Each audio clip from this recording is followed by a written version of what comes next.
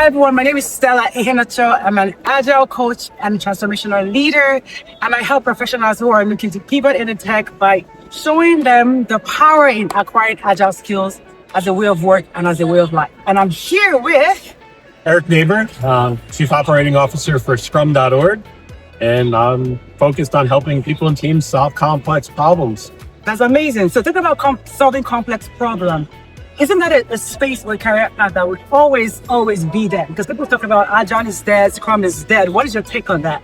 I very much do not believe that they are dead. I think there are things that need to and have evolved and are continuing to evolve.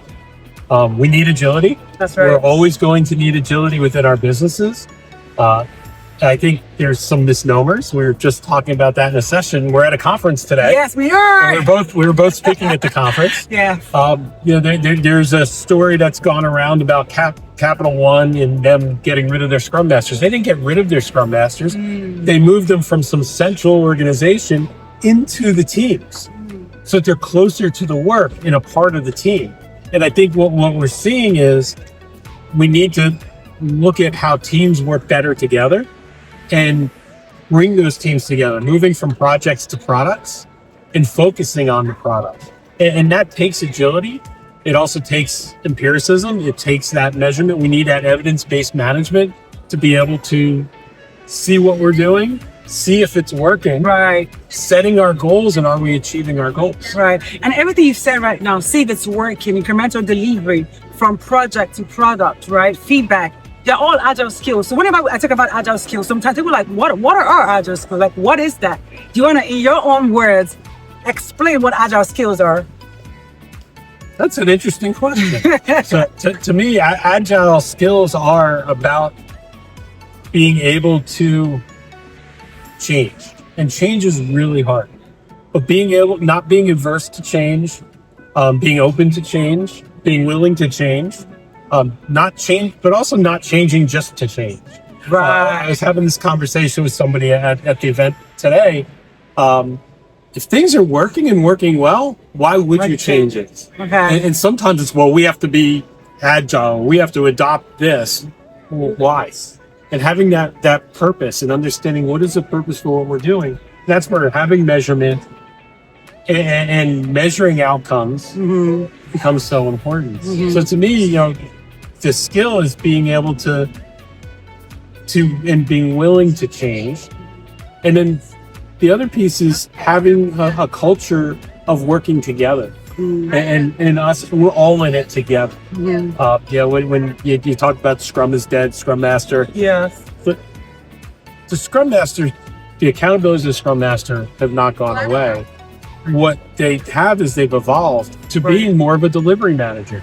If the Scrum team is not successful, that's on the Scrum Master. Right. That's right. And the Scrum Master really is accountable for the team delivering, how they deliver, what they deliver. That the developers are building the product.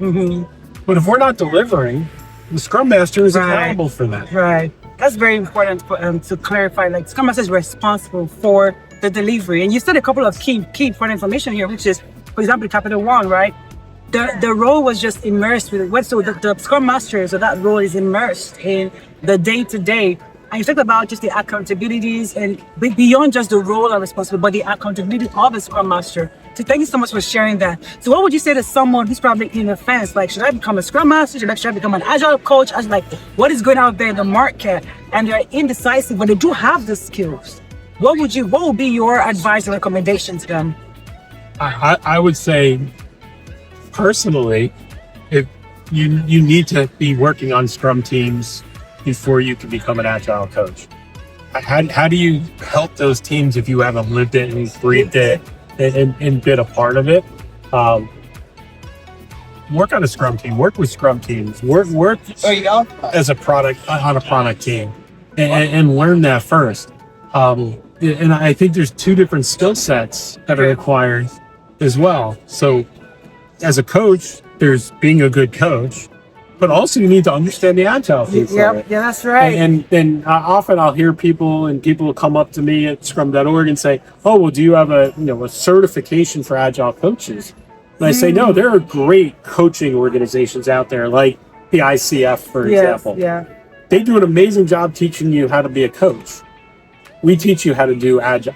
And those are two different skill sets that merge and come together as one. So, I get this question. I actually had a talk I used to give. I'm a project manager. Does that mean I'm a Scrum Master now? And I'll give that typical consultant answer of it depends. Do you have the skills for it? Are you you could be an amazing project manager that would not make a good Scrum Master. Yeah. Because you don't have those skills that are needed to really foster how the team's working and foster the relationships and those pieces, but you're really good at making sure that we're delivering. So they're different skill sets that have to come together. The Agile skills and then the coaching. You got to work within an Agile or Scrum team to really understand exactly what it means to not just do it, but also being it as well too, right? And so what would you say maybe like your two core things that make an Agile practitioner or a Scrum Master stand out? Like what is that? What should be, what takes one from just being ordinary to extraordinary? They deliver and they think about the team first. They deliver and think about the team first. That's great. Well, okay.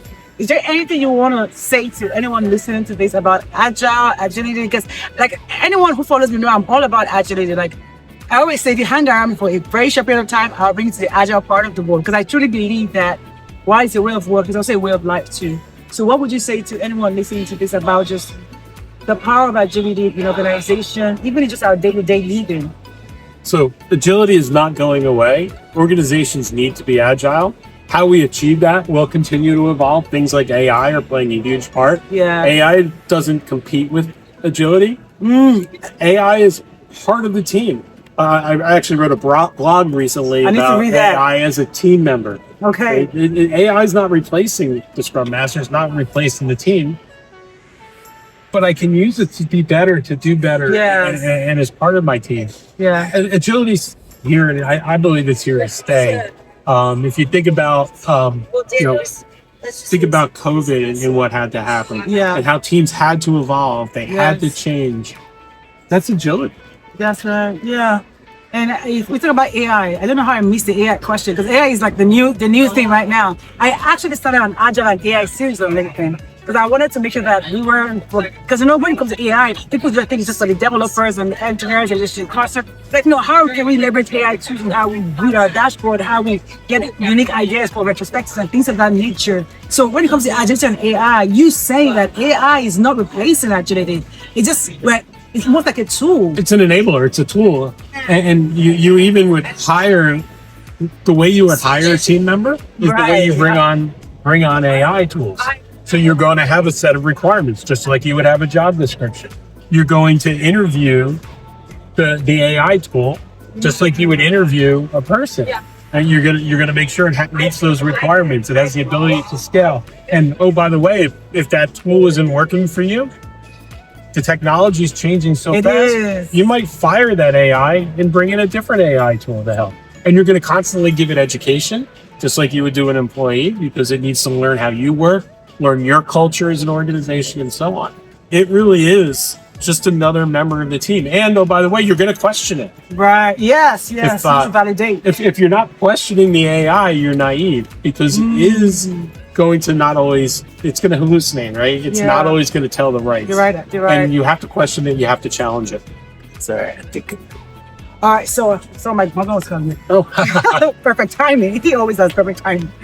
But I wanted to say thank you so much for your time. I know you just finished this session, and it's been a long day. So I don't take your time for this very impromptu. Yes, it was. Very impromptu interview for granted at all.